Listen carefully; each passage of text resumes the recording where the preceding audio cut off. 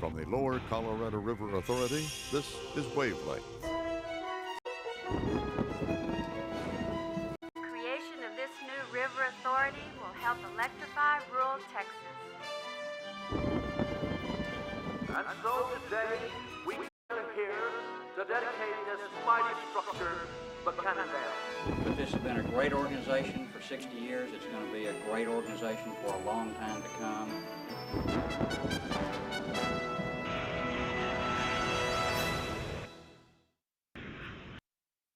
Hi everyone, welcome to the October 2003 edition of Wavelength. Well, safety is the foundation upon which everything else at LCRA is built. All lines of business, every service provided, and each individual job all begin and end with safety in mind. At the end of September, safety representatives from every work location came together at McKinney Ruff's for the first ever LCRA Safety Forum. List and describe some of the key elements of an effective safety committee. From the Gulf Coast Irrigation District in Bay City to the Ferguson Power Plant in Marble Falls, employees from all 13 LCRA safety committees shared ideas and information aimed at solving problems which could cause injuries and illnesses. With our foundation value, which is safety, we should stress it more than our mission. Because our mission does not matter if we don't work safely, if somebody doesn't come home. It doesn't matter what debt service coverage we make. It doesn't matter what the cost is per kilowatt hour. It doesn't matter how many transmission projects we build or how much we bring them in under budget. If somebody doesn't go home tonight, that's more important than all that stuff. I pledge to you that I will do whatever it takes to make this and to keep this a safe place to work. Attendees broke into smaller work groups for problem-solving sessions. Their results were later presented to the entire group. List and describe some of the key elements your team believes are needed to ensure success. Many employees say they appreciate the emphasis on safety in recent years, which is supported from top management throughout the company. Since my first days here, I've seen the change in the overall safety philosophy in the company and in our group itself, that everybody takes a little more pride in what they do and they watch out for each other. We have an executive safety council now that's chaired by our general manager with board representation. We have a formalized incident investigation process now where the root causes are identified when we have a catastrophic type event, and the causes of those are communicated to people. Corrective action plans are formulated from these investigations, and they're implemented. Again, individuals are accepting safety as their own personal responsibility all throughout LCRA. Here at LCRA, October is all about people helping people. There is a big push this month to inform all employees about the tremendous work being done throughout the region by LCRA Employees United Charities.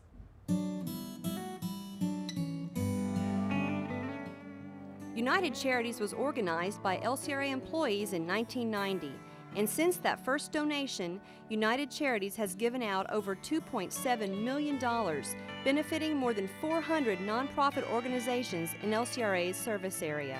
Everything from food pantries and volunteer fire departments to hospitals and women's shelters benefit from these employee contributions. At the Capital Area Food Bank, we distribute about 16 million pounds of food to 21 counties in Central Texas. And over the years, LCRA and the United Charities campaign have been a great partner. They have donated money to help feed seniors and children and people in need all throughout the Central Texas community. They've been a great friend. Every dollar that they've donated has helped put 5.6 meals on the table for our friends and neighbors in need in Central Texas. This small building just off the square in Burnett is a haven for many elderly citizens in the area. They come here for activities, to make friends, and to share a meal.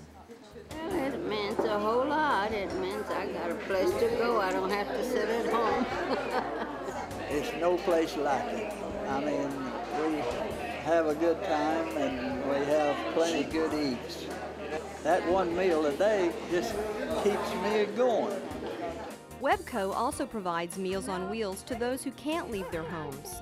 They provide visitations and phone calls to elderly shut-ins, and they help pay utility bills. On behalf of LCRA Employees United Charities, I'd like to present you with this check for $5,000. Thank you so much, Roger, and thank you to the employees of LCRA. We are so grateful, Williams and Burnett County, on behalf of the seniors, for the Senior Nutrition Program, and for ORS, the Older Adult Rural Services. We thank you. Without the gracious contributions from your employees, we certainly couldn't be doing the programs that we are doing out in the rural areas without your assistance and help. United Charities is a wonderful group of people. First of all, what they do is they help deliver meals to our shut-ins here, which you have no idea how valuable a volunteer is to us. United Charities has also donated money to ORS, and without your donations right now, our doors could possibly be shut by October. And we offer a wonderful service. As a member of United Charities, you contribute up to 2 hours of salary per month through payroll deduction. And employees also decide where the money goes. That's it. It's the employees, all of us getting together, showing how important teamwork is, how important giving to the community is, and it pulls everybody together. The board, the members, all the people that I get to spend time with on a daily basis, and even those that I work with in the field. It's so important, and it's so uplifting to be involved in this. Well, to me, United Charities really is the heart of the LCRA house. The LCRA house has a great foundation. Those are our foundation values. That's the way that we do our work. What the public sees is the roof of the house. That's LCRA. But what we see internally within the house with United Charities is that United Charities is truly the heart of that LCRA house.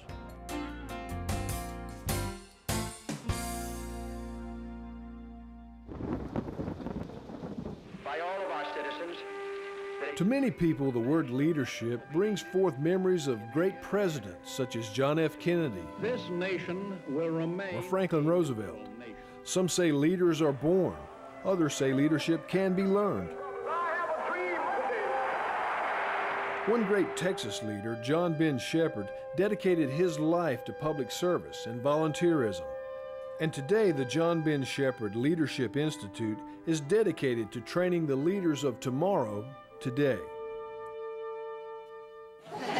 You know what you're going to do today? One of the things you're going to do, you're going to write down goals. The Lower Colorado River Authority has teamed up with the Shepherd Institute and the University of Texas Permian Basin to bring student leadership training to all 100 districts in the LCRA service area.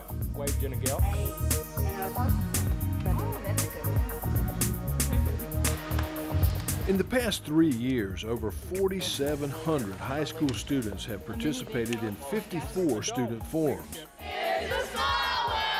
Students interact with each other as well as adult facilitators to learn about leadership issues, goal setting, and communications. And I think that what Texas benefits in the future is having kids of this character, having these opportunities for the first time in their life to really exercise true leadership. And I think what we're going to see in the generations to come is enormous benefits coming from programs just like this. The three awardees this evening are the highest example of community service and leadership. They are citizen servants of integrity, whose efforts have made all our lives easier and better through their leadership. The John Ben Shepherd Public Leadership Institute. As part of their 19th annual Leadership Forum, the John Ben Shepherd Institute honored 3 individuals for their commitment to leadership and public service. The John Ben Shepherd Public Leadership Institute is proud to introduce Joseph J. Beal as Outstanding Texas Local Leader 2003. As LCRA General Manager, Joe Beal also oversees the distribution of millions of dollars in community grants, and he leads LCRA in supporting the Texas Leadership Institute, which provides leadership training to local officials and helps rural communities with economic and community development. Once again, I want to thank you for this award. I share this honor with everyone at LCRA. They are the ones that have provided me with the opportunity to lead such a great organization.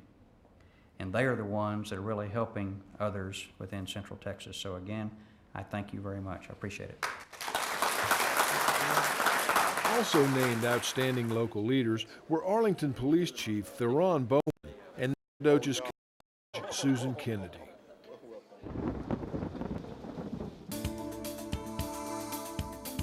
This gives you an indication of just how deep this can grow. We're in 15 feet of water, and this is just a couple of feet shy of the surface. Hydrala. It's been the subject of much study, discussion, and controversy since it was first discovered in Lake Austin in 1999. Hydrala was first brought into this country decades ago for use as an aquarium plant. It can now be found in 100 different lakes in Texas. And so what we're going to do is look to see how dense that is and also the location. Back in February, the city of Austin released 1,600 sterile Asian grass carp into Lake Austin. Then in June, another 1,240 grass carp were released. The fish release is one component of the Hydrala management plan developed by Texas Parks and Wildlife Department, the City of Austin, LCRA, and the Friends of Lake Austin. Other possible control options include mechanical harvesting and drawing down the lake level to expose Hydrala to the elements. Yeah, the reason that the Hydrala is not a desired plant is because of its growth pattern. Its roots are in the mud. It comes up similar to a mushroom shape.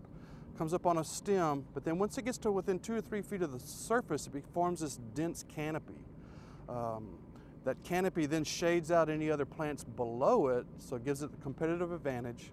But that canopy becomes so thick that it interferes with other surface recreation, such as boating, swimming, water skiing, wakeboarding. Wettig says that Hydrala is not yet a problem in Lake Fayette, which serves as the cooling lake for LCRA's coal-fired power plant near LaGrange. But the fast-growing plant has reappeared in Lake Bastrop in significant amounts. Lake Bastrop provides cooling water for the Sim Gideon and Lost Pines power plants, located near Bastrop.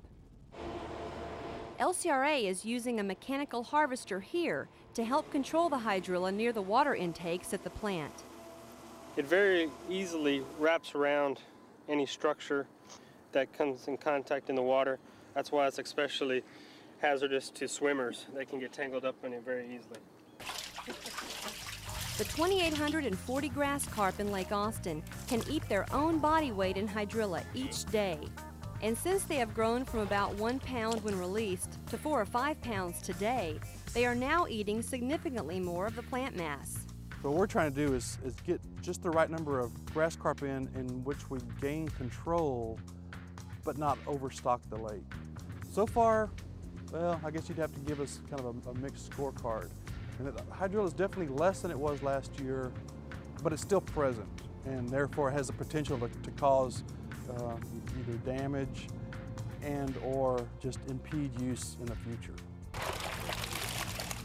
Current plans call for the City of Austin to release an additional 985 grass carp into Lake Austin in October.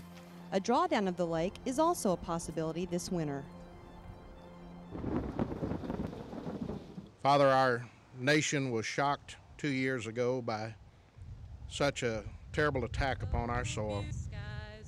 And even now, 2 years later, Father, we still hurt, we're still troubled. For purple mountains, majesties above the fruited plain. America,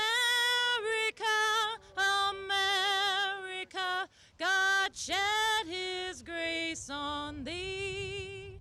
One of the things that this ceremony does for LCRA is that it shows both our employees and the public that we really care and we really are touched and we really are hopeful that all of the victims and their families can heal up and can be comforted by knowing that the rest of the United States and the employees of LCRA care about them.